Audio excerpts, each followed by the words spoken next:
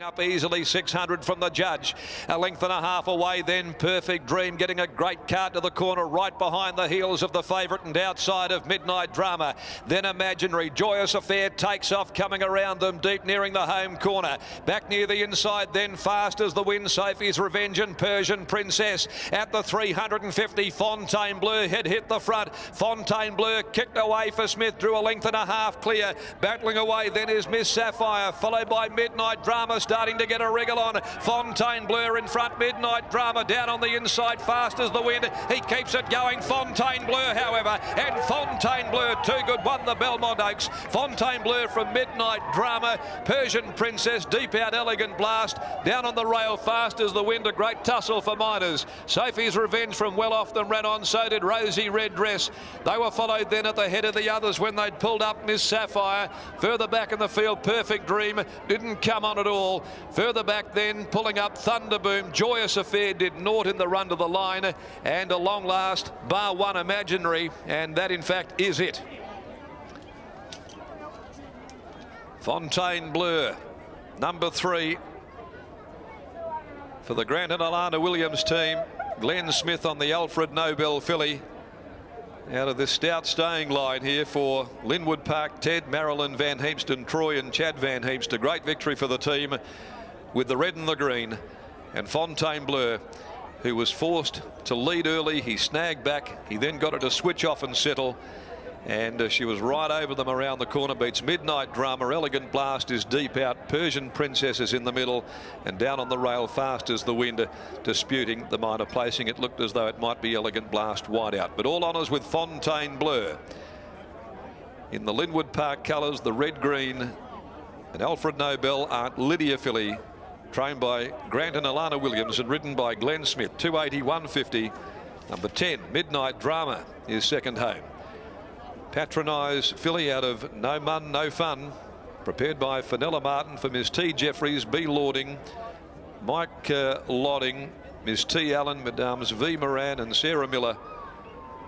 Trained by Fenella Martin, ridden by Troy Turner, 13.20 a place. Run right out of a skin. An Elegant Blast, number 1, third home by Blackfriars from Classy Charmer for owner David Smith. Trained by Justin Warwick, ridden by Lucy Warwick, $1.70. Fourth in is number 4, Persian Princess in the middle. Fast as the Wind ran 5th. So the favourite getting home, Fontainebleau. And she came out of the Belmont Guineas, and after winning in a canter 2 starts ago at 1700, she's been simply too good here. 3/4 and a half a length. 2:08.91 being the time. 2:08.91 in the new Kids on the Block Belmont Oaks. The last event today, the Geisel Park Stud. It just has to be Verdigris handicap over 1600 at 4:55 with number 5 Luke Scold the scratching. Saker will be ridden by Peter Nucky as the winner comes back, Fontainebleau, and Glenn Smith, who has an innate understanding of the filly, and he's just ridden her beautifully there to get home after having to lead early, wanted to surrender, took the trail, came off the fence, and then knew that he was riding certainly the best young staying filly in the race. As we take you down to Adam. As you said, Darren, the best horse getting the job done here, and Grant, it was an interesting ride early. Obviously found herself out in front, but then was able just to settle with the speed of Miss Sapphire.